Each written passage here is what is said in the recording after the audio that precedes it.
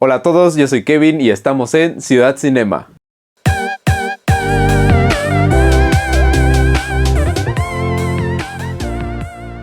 Para mí es todo un honor recibirlos ya en estos clásicos videos de final de año donde revisamos lo mejor y lo peor que ha salido a lo largo de los últimos 12 meses. En este caso, estamos, como en el título lo menciona, en el top de las 10 peores películas que vi en este 2025. Como siempre, les quiero agradecer muchísimo su preferencia y sobre todo, antes de empezar con el top, recalcarles dos puntos muy importantes como siempre. El primero es que es un top bastante personal, así que no se enojen si encuentran unas películas que a ustedes les gustan mucho. Son totalmente subjetivos los videos, pero también bastante objetivos en la mayoría de los casos. Y número 2 es que no he podido ver claramente todas las películas, así que si hay algunas que me faltan tanto en ese top como en el que sigue, es probablemente no porque no las considere o sí las considere, sino porque no las pude ver. Sin más que decir, empecemos con este top. Número 10. El Mono. Este es un caso muy curioso, pues es una película de la cual no esperaba prácticamente nada y aún así logró decepcionarme. Creo que el concepto y la historia, sobre todo que giran en torno a este personaje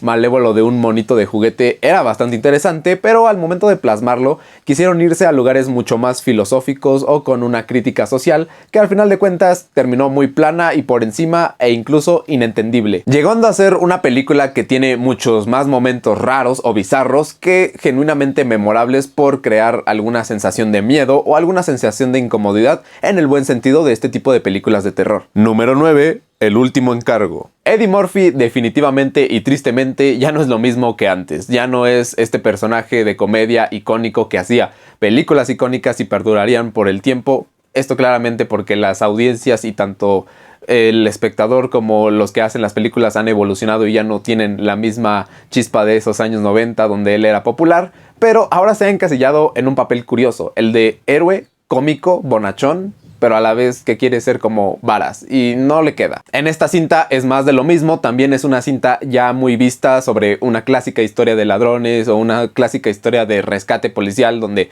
hay que llegar a un objetivo mientras resuelves las diferencias que tienes con el que no te cae bien porque es totalmente opuesto a ti. Y no se logra ejecutar ni la parte comédica porque sí sigue siendo una comedia y también la de la acción, ambas están muy exageradas, pero en lugar de que alguna destaque sobre la otra, no, se neutralizan entre ellas y creo que no logra ser ni una buena comedia ni una buena película de acción, simplemente es algo que ya hemos visto muchísimas veces y que si apuntaba a dar risa no lo logró y si apuntaba a hacer un clásico de acción tampoco lo hizo. Número 8.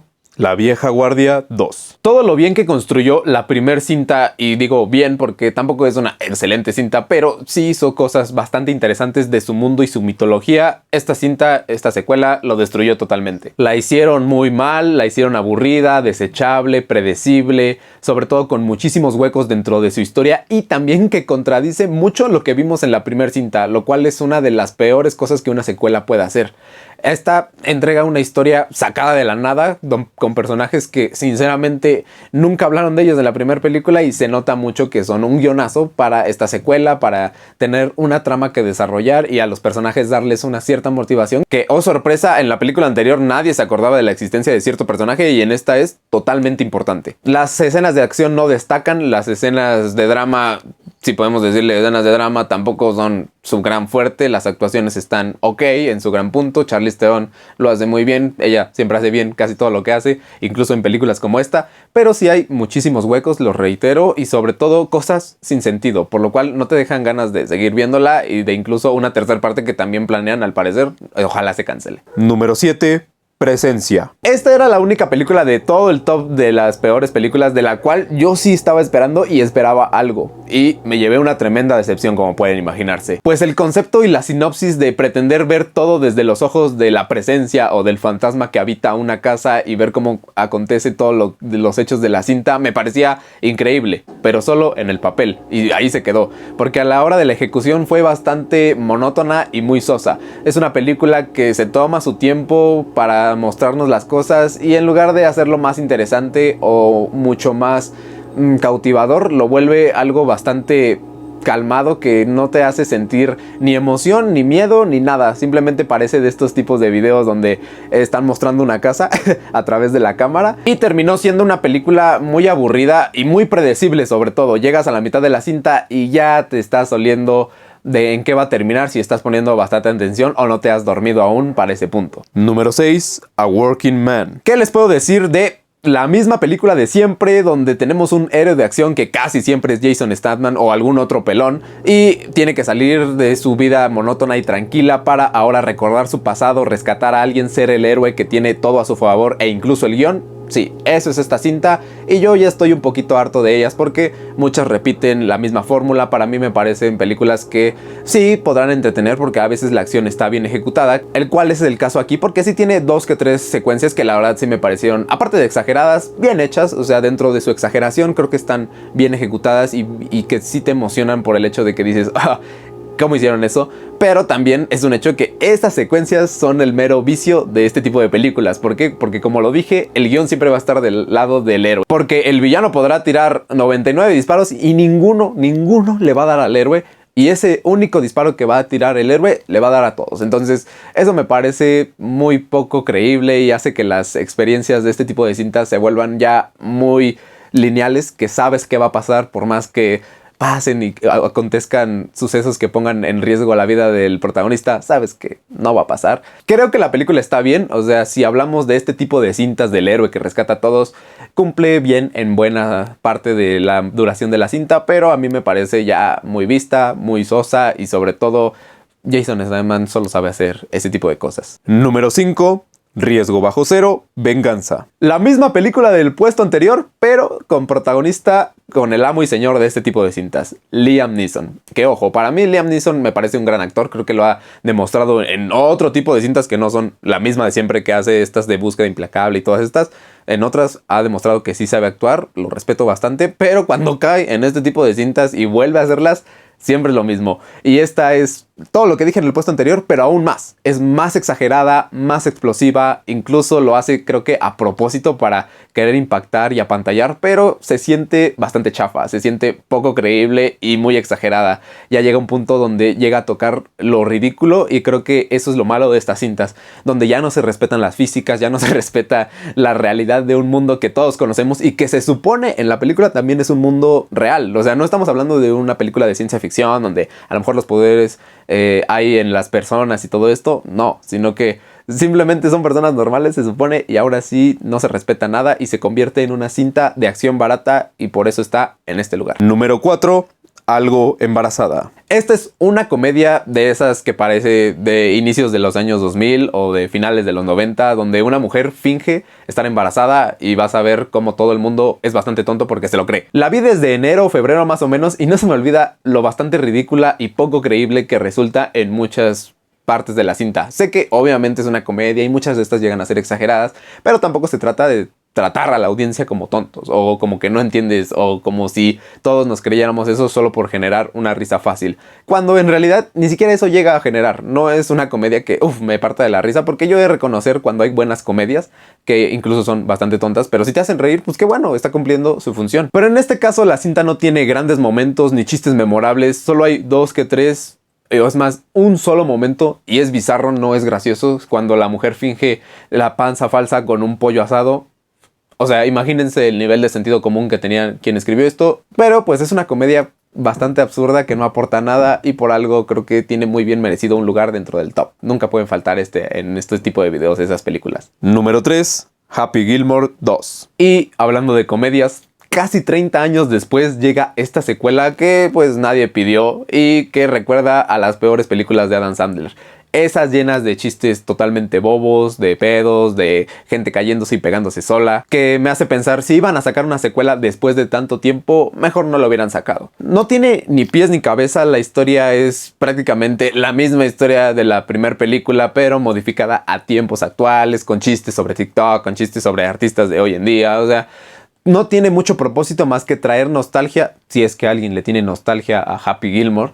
Y creo que no lo logra ni siquiera. Creo que lo más destacable son sus cameos random y hasta ahí, que tampoco son la gran cosa. Número 2. El muro negro. Igual me he dado cuenta que muy fiel a la tradición de año con año, de repente y como si fuera una cosa que tiene que pasar siempre, se cuela una película internacional al top de lo peor. Y en este caso, en el número 2, esta es una cinta alemana donde lo más interesante es su premisa.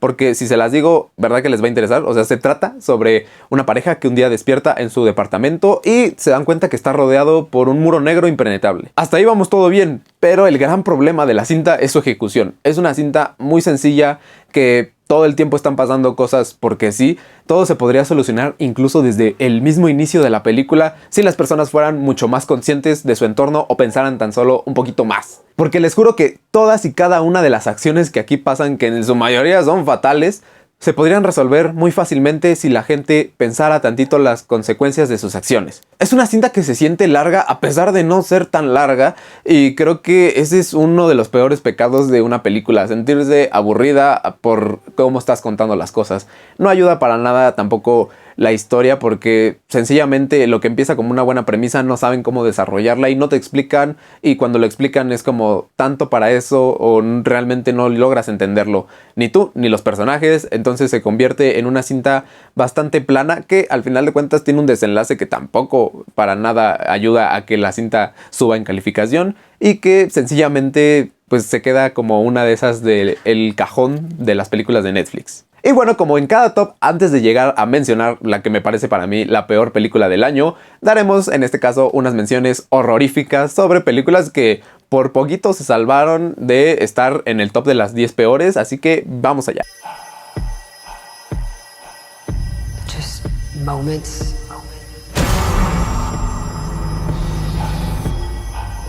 Images. Ahora van a conocer a su soltero. ¿Tú eres el soltero? Te dije que no era un tequi cuando nos conocimos. Pensé que iba a París, Francia. Yo no firmé para esto. Los franceses están sobrevaluados, ya verás. Estoy feliz. No me sentí así desde hace mucho. Alto, me harás llorar. Te quiero dar un beso. Cuando vives con alguien así, hay que compartirlo con todo el mundo. Podré pagarte. Todavía estás a tiempo. No tuviste mucha suerte, ¿eh? Vamos a regresar. Y lo sé porque nuestro amor es así, fuerte en el pasado, fuerte en el futuro, está en todos lados. Ahora vámonos a casa. Número 1. Despelote. Como pudieron darse cuenta, Netflix se llevó los primeros 4 lugares del top de las 10 peores, y creo que va mucho respondiendo al que tienen que sacar película tras película tras película e invierten fondos en películas como esta. Pues me parece increíble que un gran director de películas animadas y series animadas como fueron Hotel Transilvania, Primal, etc., hiciera 1 hora y 20 de esto, de perros que te restriegan los en todo el momento. Sin ningún afán de ofender, o tal vez un poquito, esto me parece puro desperdicio de animación y puro desperdicio de talento.